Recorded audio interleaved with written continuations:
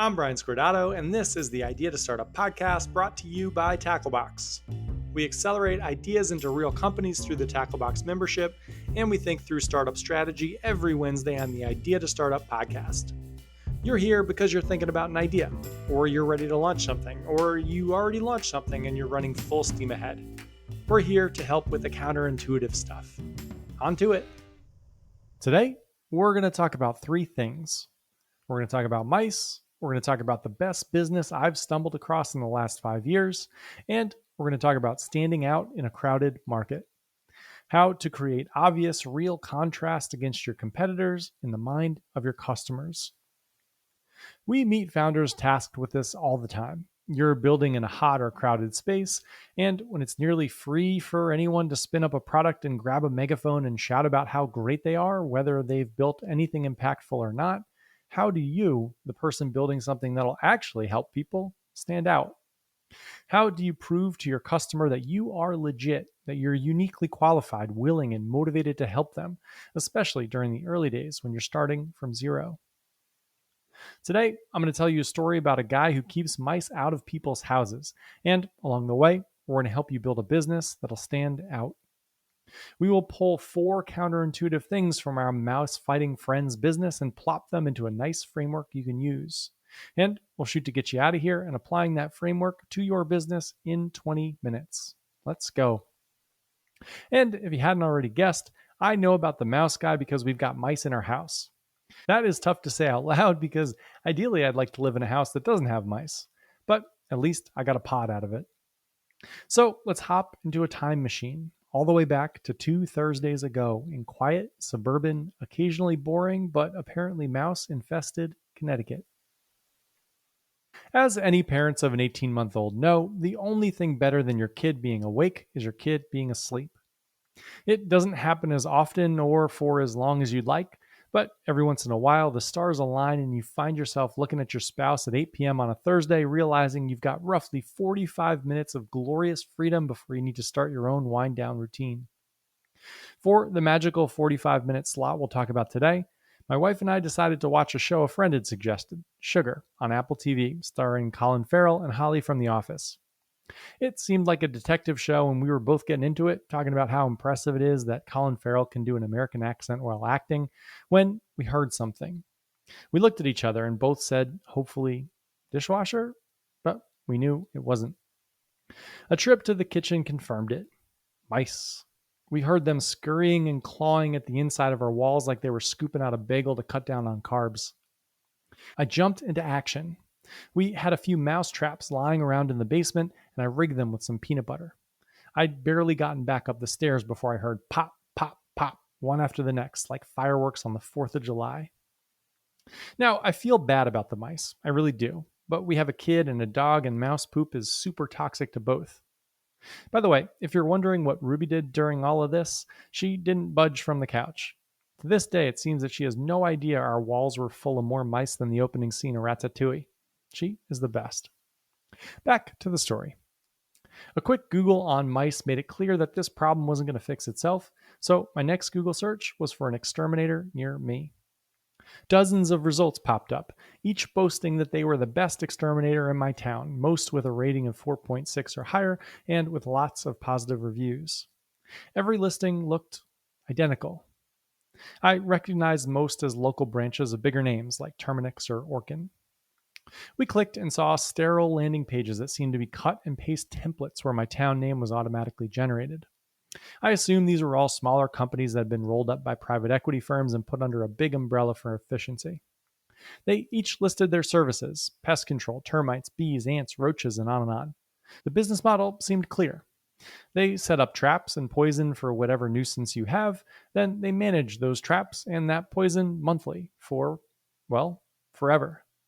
If I was the nameless, faceless, possibly heartless private equity shop who owned all of these, that sounds like a pretty good business model. My wife picked the highest rated vendor and called. It went to answering machine and we left a message. It was nearly 10 p.m. at this point, so not surprising. We were about to go to bed, but we heard more scurrying and it didn't feel like we'd made any progress, so we kept looking.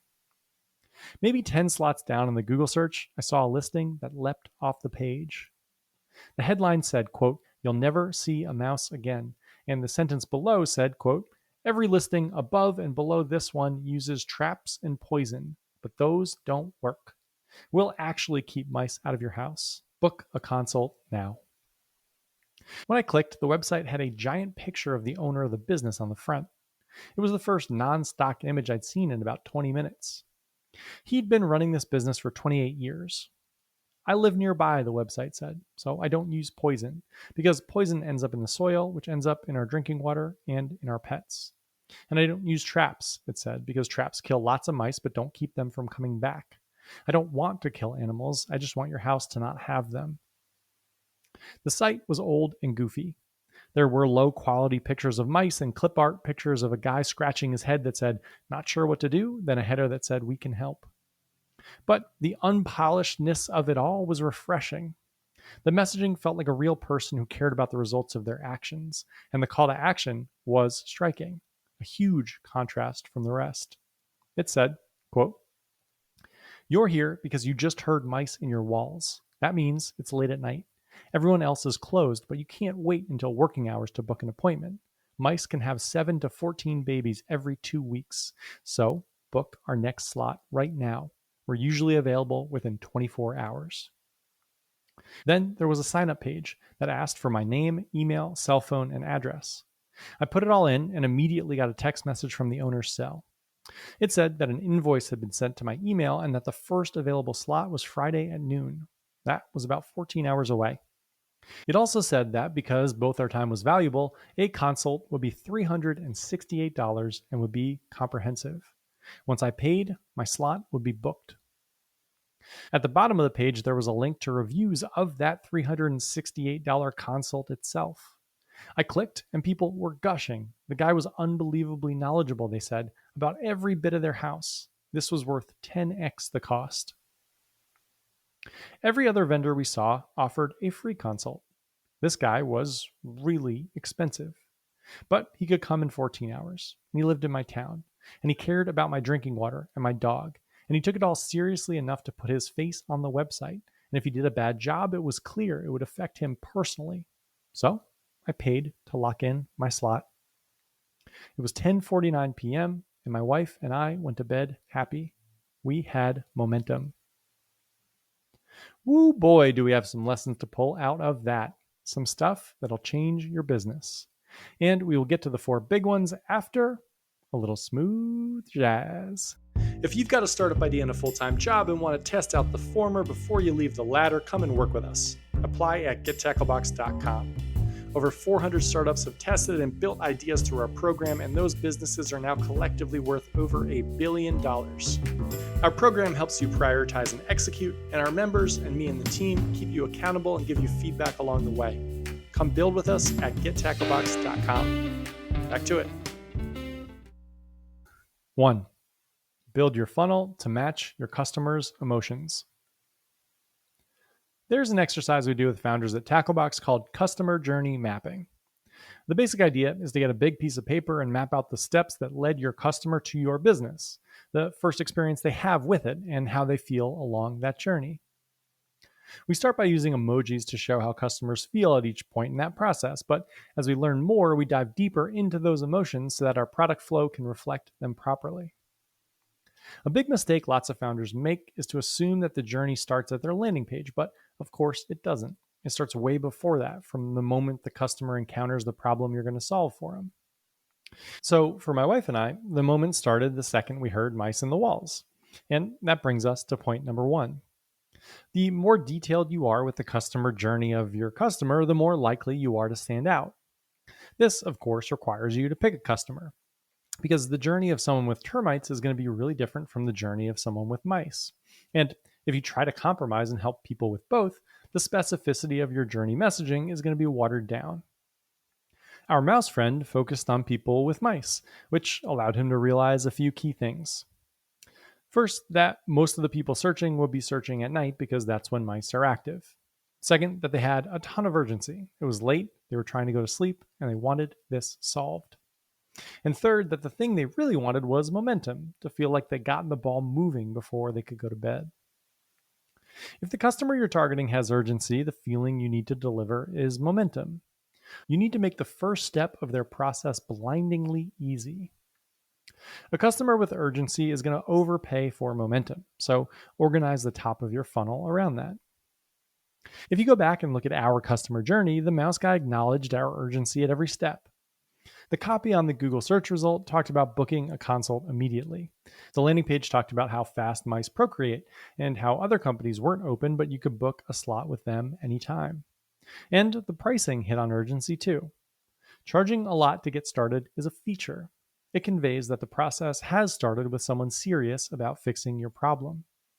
A free consult scheduled at some point shows no urgency. An expensive consult scheduled immediately does. So, how does this work for the business you're starting? The same way. Let's say you're building an AI tool that helps people schedule meetings. Step one is thinking about how people are going to find you. And sure, there are going to be random one off conversions. Maybe you get press or someone with a big following tweets about your service or whatever. Fine. In my mind, that's all noise and should be ignored. It's stuff you don't have the luxury of paying attention to early on.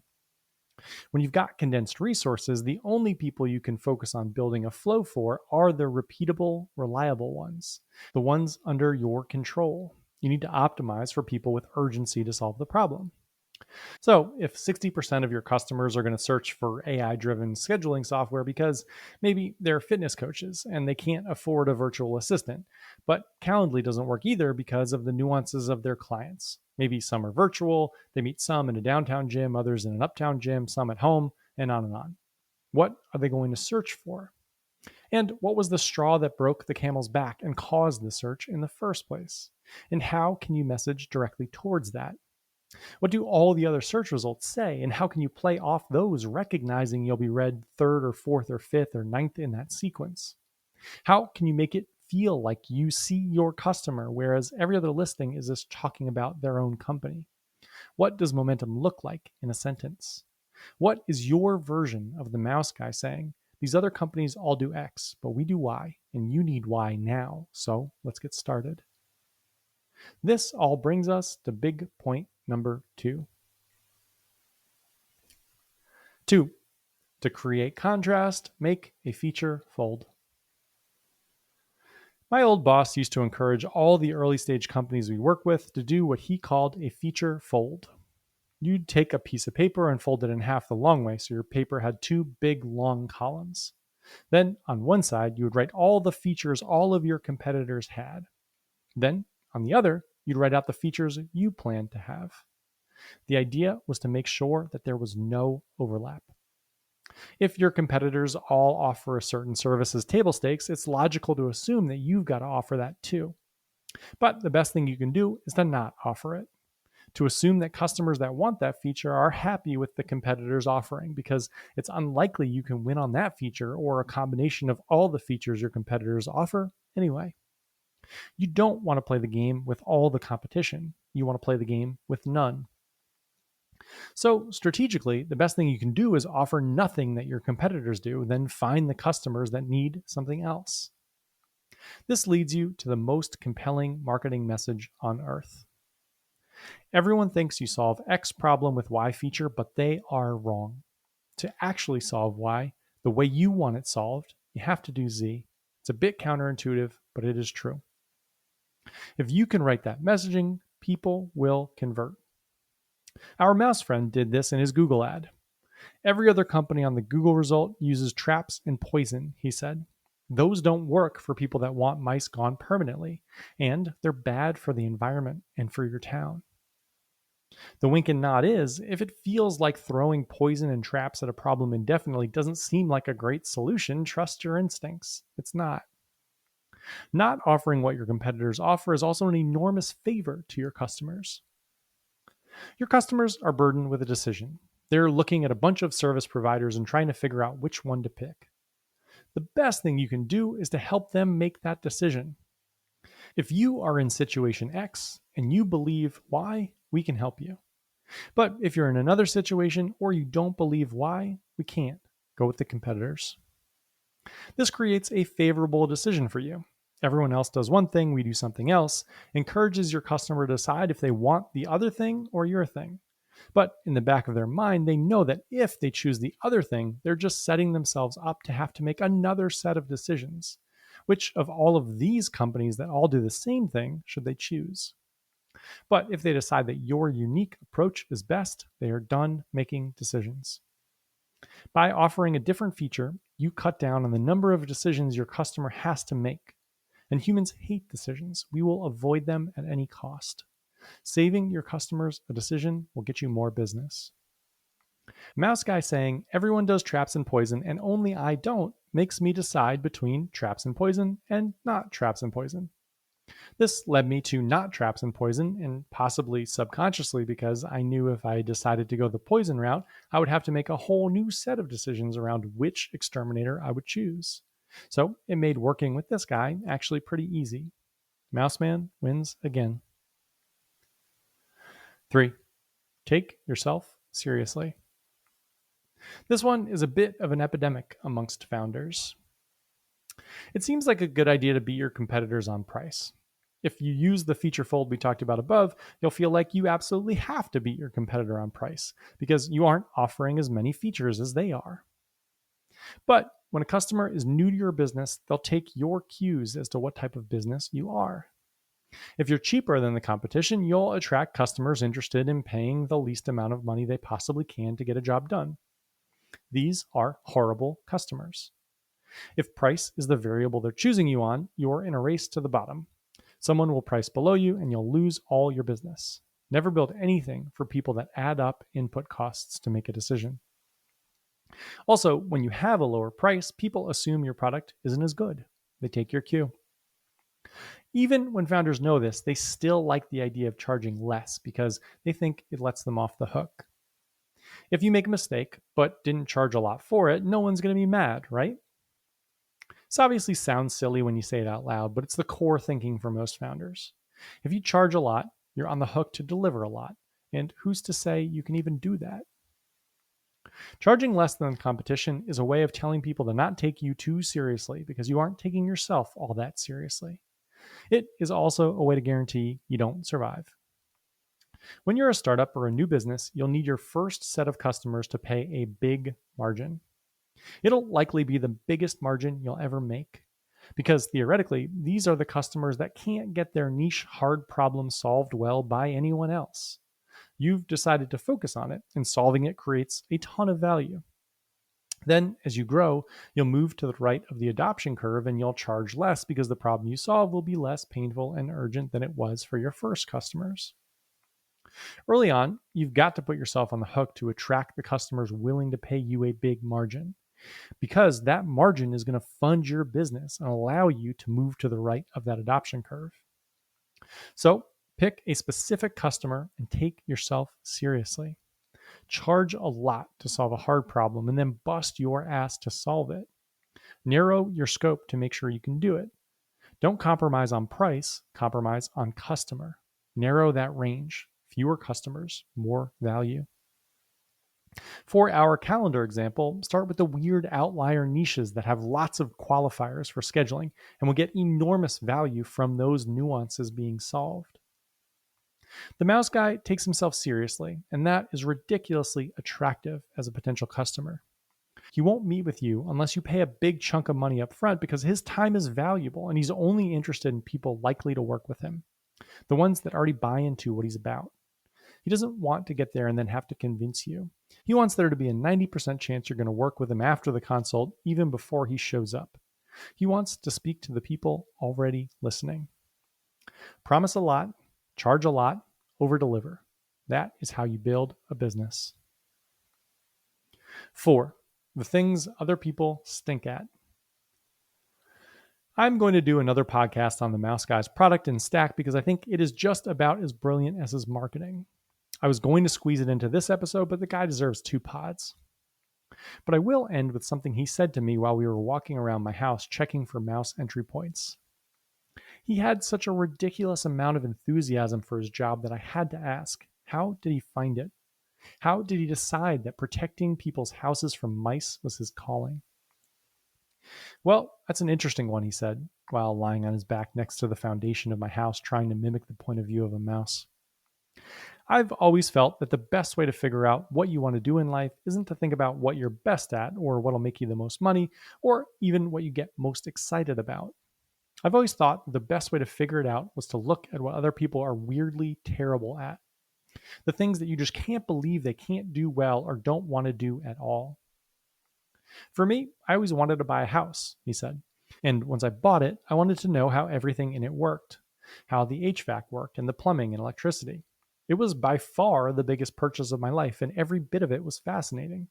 It's this living, breathing thing, and if you get it working right, you can save enormous amounts of money and keep your family safe and grow your investment and work on it yourself. And I just couldn't believe that no one else was as interested in this as I was. That people just live in this thing they spent probably 10x more money on than anything else in their life and just don't care. So I knew when stuff happened, the HVAC breaks or whatever, I could help because I understood it all. Then I looked for the stuff people hated the most and the stuff that professional services were doing the worst job at. And that was the rodent stuff. Everyone hates it. They won't look in the basement because they're afraid of what they'll see. But I love it. It's a big puzzle. How do we make this house impenetrable so everyone is safe, the animals and the people? And I don't understand how that isn't everyone's goal. For another example of this, look at my neighbor, he continued. He's a crazy successful accountant, and he says the same thing. He can't understand how so many people are so bad at understanding money, but it's so obvious to him, and so he does it professionally. And that's the advice I give to everyone. Don't look for what you're great at, because that'll always have a bunch of emotions attached to it. Look at what other people are terrible at and hate, and you just can't fathom why. And that is your thing. He hopped up off the ground and said, "Do you like that, Ivy? Because mice use it like a highway up to your second floor. Should probably chop it down unless you're trying to do a Wrigley Field sort of thing." Then he went on acting like he hadn't just said one of the more profound things I'd heard. Don't look for what you're good at. Look for what other people are inexplicably bad at. Something that comes easy to you but hard to everyone else. And do that. The end. Back to today. We're well on our way to the mouse guy shoring up our house. And we finished sugar. And I'll be honest, I think I was more upset about sugar than the whole mouse fiasco. I mean, if you've seen it, you know. That could have been the worst twist in television history. And for all the feral heads out there, this wasn't about him. He acted his little butt off. I blame his agent. He should have run away from this script faster than the mice do when I turn on the lights in my laundry room. Although, at least that'll get fixed. To recap, the lessons from our mouse friend are impeccable. First, understand exactly what your customer does to find you and how they feel in that moment. Then build the product that is your onboarding funnel as a reaction to their emotions. If they're feeling a ton of urgency, make sure your onboarding meets them where they are and gives them momentum. Your messaging and flow should be a reaction to what's happening to your customer that moment. And people always overpay for momentum. Second, to get the type of specificity that allows you to build an efficient funnel, create a feature fold. Don't do anything your competitors do. Only do things that they don't. And market them directly to the customer that needs them and don't compromise. Only go for the people that are already in on the joke. Third, take yourself seriously. Charge a lot. Over-deliver. Solve a specific problem. Narrow your customer to increase the value you can provide. And fourth, to find out what you should be doing in the first place, think about what's hard for other people but easy for you. What are you shocked that other people can't do? That is where you start. And if you want to keep mice out of your house, don't ask Ruby to help. She's so indifferent to mice running on the floor right in front of her, I'm wondering if she's on their side. She is the best. This was the Idea to Startup podcast brought to you by Tacklebox. If you've got a startup idea and a full-time job, head to gettacklebox.com and apply. We'll get back to you in 72 hours and we can be working together by the weekend. Have a great week.